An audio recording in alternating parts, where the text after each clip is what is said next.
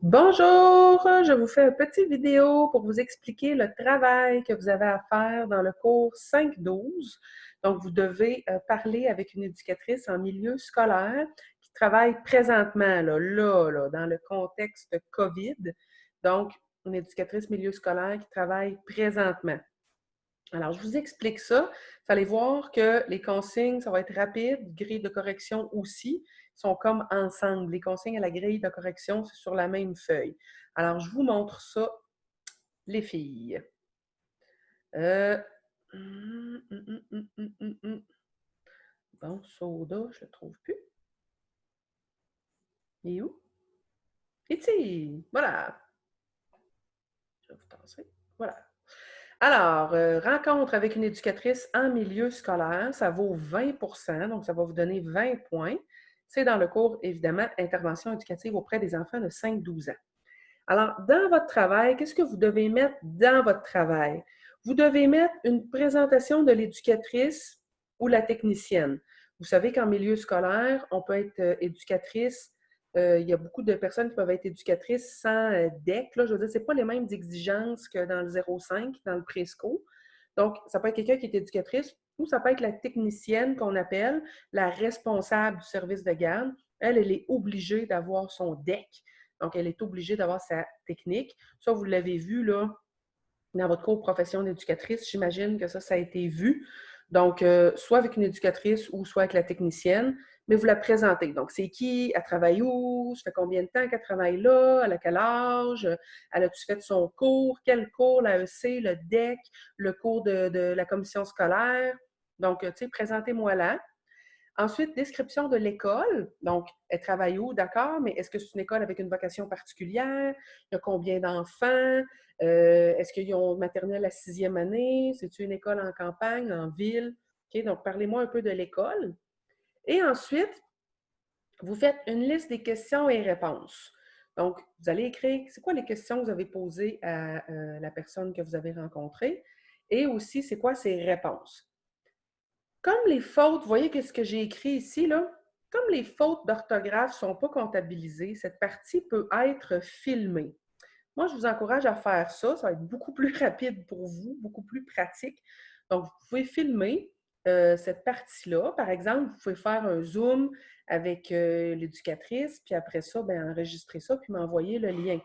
Vous pourriez aussi là, faire ça sur Messenger, enregistrer ça. En tout cas, tu sais, il y a une façon de faire pour que ce soit plus simple pour vous.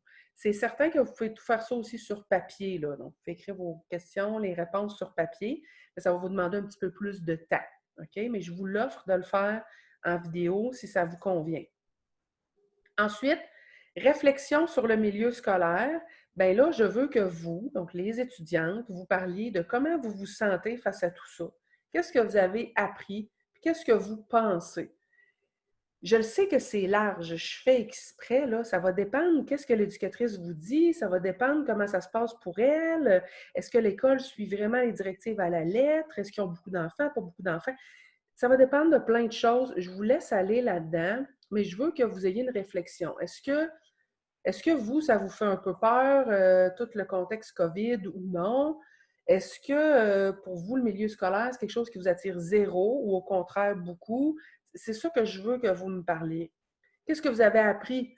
Là, vous en savez des choses sur le coronavirus, mais est-ce qu'il y a des choses que vous avez appris en faisant la rencontre avec l'éducatrice? Peut-être que vous allez me dire, ben, je n'ai pas appris beaucoup parce que moi, je remplace aussi présentement en CPE, puis je me suis rendu compte que c'était les mêmes mesures.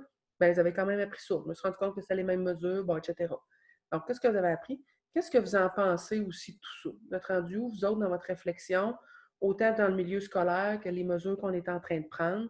Fait que je vous laisse ça quand même ouvert. Même chose pour la liste des questions et réponses. Vous allez voir que jeudi, on a une invitée là, qui est une technicienne en milieu scolaire. Donc, elle est responsable du service de garde. Et puis là, elle va nous parler là, de comment ça se passe pour elle dans son école. Donc, ça va peut-être vous donner aussi une petite idée là, des questions que vous pourriez poser vous aussi à l'éducatrice que vous allez rencontrer ou la technicienne. Mais je vous laisse aller là aussi dans vos questions. Ça va être une correction large, là, je vous dis tout de suite, là, si je vois que ça a été fait avec sérieux, puis que les réponses sont réfléchies, puis que vous aviez eu une réflexion derrière tout ça, ça va être une correction qui va être assez large. Je vous ai donné la grille ici de correction que je vais utiliser. Donc, vous voyez que j'ai mis un excellent, bien, correct, insuffisant. Donc, excellent, pour avoir 18, 19 ou 20 sur 20, ben, il faut ça. L'étudiante présente de façon complète et détaillée l'éducatrice ou la technicienne. Elle décrit de façon complète et détaillée l'école. Les questions sont pertinentes, amènent des nouvelles connaissances, donc pour en savoir plus.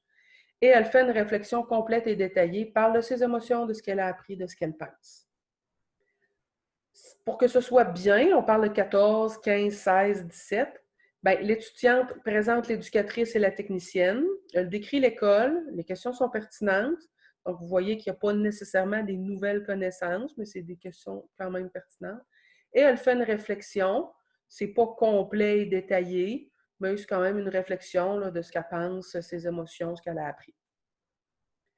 Correct. Là, on peut tomber un peu dans l'échec. Hein? 12 sur 20, c'est 60%. Donc, entre 10 et 14, bien là, si vous présentez sommairement l'éducatrice, vous me dites juste, ah, elle s'appelle comme ça, puis elle travaille à telle école, c'est pas assez, là. Ou décrit sommairement l'école, elle travaille à telle école. Tu sais, j'en veux plus, là. Je veux le nombre d'enfants au service de garde, je veux le nombre de classes, je veux plus d'infos sur l'école. Les questions sont peu pertinentes ou amènent pas de nouvelles connaissances ou encore sont insuffisantes, donc vraiment pas beaucoup de questions. Ou tu sais, c'était des choses qui sont pas tant pertinentes, justement, qui nous amènent pas tant de nouvelles infos. Et une réflexion aussi très courte, manquant ou plusieurs des aspects suivants. Donc, soit qu'elle ne parle pas de ses émotions, ou elle ne parle pas de ce qu'elle a appris, ou elle ne parle pas de ce qu'elle pense. Donc, à ce moment-là, ça va vous amener moins de poids. Et insuffisant, ben là, on parle vraiment d'échec, là, pour que quelqu'un soit un échec.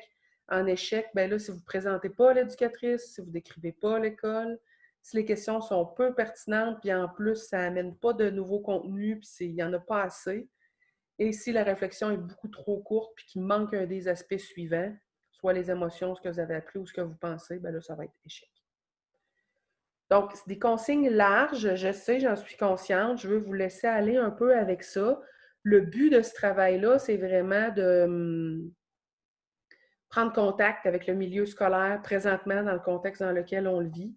Je veux que vous voyez toutes les mesures qui sont mises en place dans les écoles présentement. Est-ce que c'est toutes ces mesures-là qui vont être encore là à l'automne? Personne ne le sait.